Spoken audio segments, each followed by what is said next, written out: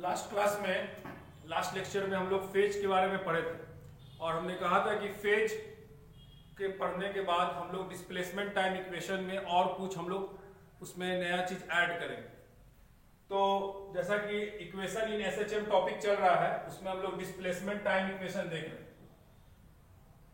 अब क्या है कि सपोज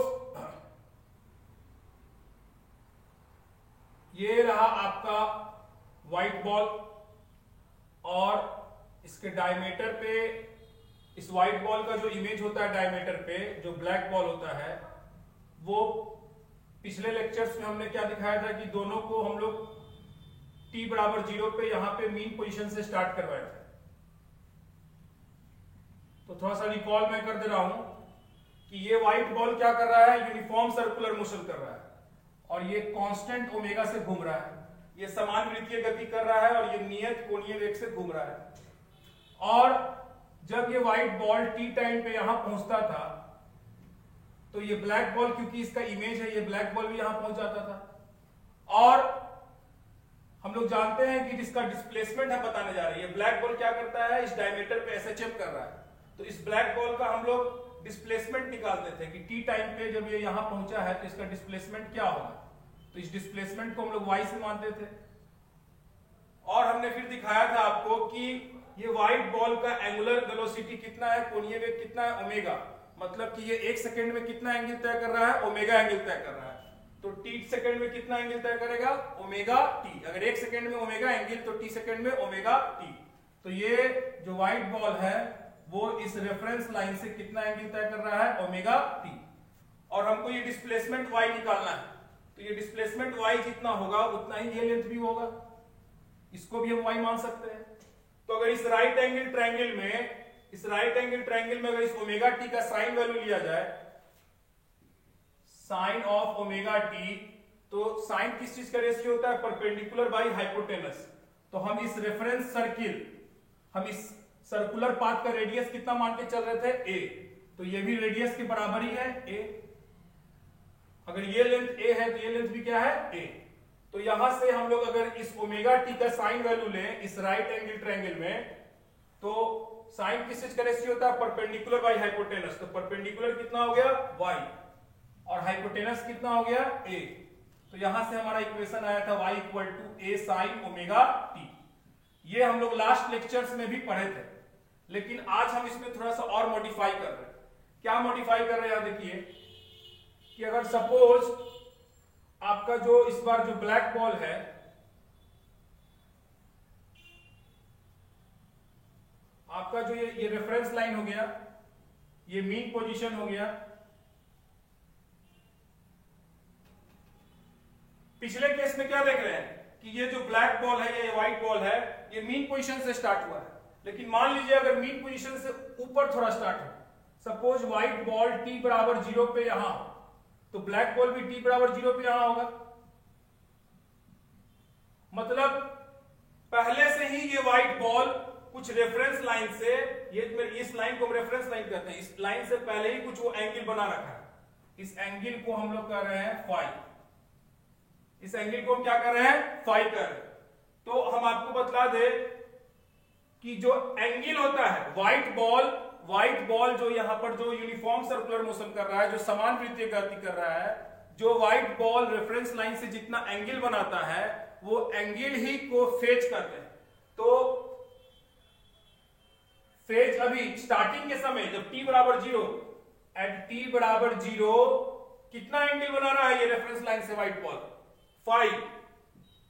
और क्योंकि ये t बराबर 0 पर का फेज है, इसीलिए हम इसको इनिशियल फेज भी कह सकते हैं। इनिशियल फेज कितना है, फाई। जो बॉडी यूनिफॉर्म सर्कुलर मोशन कर रहा है, जो white ball uniform circular motion कर रहा है, उसका जो एंगल होता है रेफरेंस लाइन से, वही ब्लैक बॉल या कि जो एसएचएम कर रहा है, जो ब्लैक बॉल एसएचएम कर रहा है, उसका वो फेज माना जाता है। तो ये व्हाइट बॉल स्टार्टिंग में ही कितना एंगल बना रहा है रेफरेंस लाइन से, फाई बना रहा है। तो ये इसीलिए फाई क्या हो जाएगा, इस ब्लैक बॉल का फेज हो जाएगा। किस समय का फेज हो जाएगा, t बराबर 0 पर का फेज हो जाएगा, इसीलिए इसका नाम क्या पड़ जाएगा, इनिशियल फेज। ये रेडियस को, इस सर्कुलर पाथ के रेडियस को हम a मानते हैं। और ये यूनिफॉर्म सर्कुलर मोशन कर रहा है, इसीलिए ये कांस्टेंट ओमेगा से घूम रहा है। तो फिर से वही कॉन्सेप्ट, जो ये कॉन्सेप्ट यहां दोहराए थे, यहां कॉन्सेप्ट दोहराते हैं। अगर ये 1 सेकेंड में ओमेगा एंगल तय कर रहा है, 1 सेकेंड में कितना एंगल तय कर रहा है? ओमेगा। तो मान लो कि यहां से ये टी टाइम के बाद अगर यहां आ जाए तो ब्लैक बॉल भी एकदम इसके सामने आ जाएगा, क्योंकि इसका इमेज होता है, तो ब्लैक बॉल भी यहां आ जाएगा। अब ये टी टाइम में जब यहां आ गया तो कितने ओमेगा से घूम रहा है? ये कांस्टेंट ओमेगा से घूम रहा है। और ओमेगा का मतलब हम बार बार समझा रहे हैं, 1 सेकेंड में जितना वो एंगल तय करता है, तो 1 सेकेंड में अगर वो एंगल ओमेगा तय कर रहा है तो टी सेकेंड में कितना एंगल तय करेगा? Omega T. यानी ये इस इंटरवल में यहां से यहां जाने में कितना एंगल कवर कर देगा? ओमेगा टी एंगल कर देगा। लेकिन हम लोग को बताना क्या है? डिस्प्लेसमेंट टाइम इक्वेशन निकालना है। तो डिस्प्लेसमेंट हम किसका निकालते हैं? जो बॉडी, जो ब्लैक बॉल जो एसएचएम कर रहा है उसका डिस्प्लेसमेंट निकालते हैं। और डिस्प्लेसमेंट हमेशा याद रखिएगा, एक बहुत इंपॉर्टेंट कॉन्सेप्ट बता रहे हैं। डिस्प्लेसमेंट आप जब भी निकालिएगा तो मीन पोजीशन से निकालिएगा। वो कहां से स्टार्ट हो रहा है उससे हमको मतलब नहीं है। जब भी हम डिस्प्लेसमेंट बतलाएंगे तो कहां से बतलाएंगे? मीन पोजीशन से बतलाएंगे। यानी अगर हमको इस समय जब टी टाइम पे ये ब्लैक बॉल यहां पर है तो हमको ये इसका डिस्प्लेसमेंट बतलाना होगा, तो हम डिस्प्लेसमेंट मीन पोजीशन से ही बताएंगे। यानी ये लेंथ हमको बताना होगा, ये मीन पोजीशन से इसका कितना डिस्प्लेसमेंट है ये बताना होगा। अगर ये लेंथ y है तो इस लेंथ को भी हम क्या मान सकते हैं? y मान सकते हैं। अब क्या करो कि ये एक राइट एंगल ट्रायंगल बनता हुआ दिख रहा है। ये राइट एंगल ट्रायंगल में इस पूरे एंगल का साइन वैल्यू लो। अगर इस पूरे एंगल का साइन वैल्यू लोगे तो कितना हो जाएगा? Sine of omega T plus five. तो साइन किस चीज का रेशियो होता है? Perpendicular by hypotenuse. अगर इसका रेडियस a है तो ये लेंथ भी क्या होगा? a, क्योंकि ये भी रेडियस के बराबर है। तो इस पूरे एंगल का अगर हम साइन वैल्यू लें, और साइन होता है परपेंडिकुलर बाई हाइपोटेनस, तो कितना हो जाएगा? y upon a। तो यहां से y बराबर आ जाएगा a sine of omega T plus five. तो देखिए आपके डिस्प्लेसमेंट टाइम इक्वेशन में एक जो पहले हमारा जो डिस्प्लेसमेंट टाइम इक्वेशन था, उस डिस्प्लेसमेंट टाइम इक्वेशन में एक एक्स्ट्रा टर्म फाइव आके ऐड हो रहा है।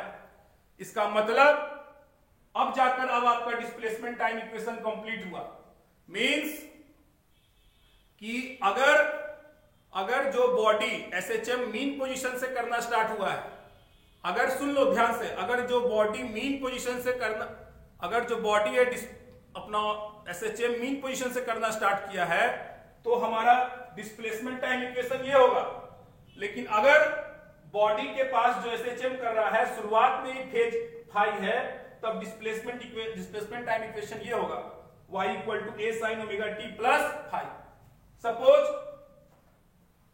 सपोज अगर हम ये कहें कि एट t बराबर 0 body starts SHM from extreme position। अगर हम ये कहें कि बॉडी t बराबर 0 पे कहां से स्टार्ट कर रहा है? एक्सट्रीम पोजीशन से स्टार्ट कर रहा है। मतलब ऐसा, ये ब्लैक बॉल यहां है तो व्हाइट बॉल भी यही होगा, और ये रहा आपका रेफरेंस लाइन। तो बताओ यहां पे व्हाइट बॉल कितना एंगल बना रहा है रेफरेंस लाइन से? अभी तो π/2 एंगल बना रहा है, π/2 एंगल बना रहा है। यानी जो यहां फाइव था, जो पहले फाइव था, वो अब क्योंकि ये यहां से जाके स्टार्ट हो रहा है, इसीलिए हम फाइव का वैल्यू यहां कितना ले सकते हैं? ये π/2 किसके बराबर है? फाइव के बराबर है। तो बस करना क्या है, जो इक्वेशन तुम लाए हो वहां पे खाली फाइव का वैल्यू क्या पुट करो? π/2 y बराबर a sine of omega T plus π/2। तो साइन थीटा प्लस π/2 क्या होता है? कॉस थीटा होता है। साइन थीटा प्लस π/2 क्या होता है? कॉस थीटा होता है। इसीलिए इक्वेशन क्या बन जाएगा?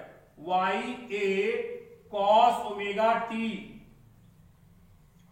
तो डिस्प्लेसमेंट टाइम इक्वेशन समझने के लिए आपको इतना कॉन्सेप्ट दिमाग में रखना होगा। इस लेक्चर के लिए इतना ही।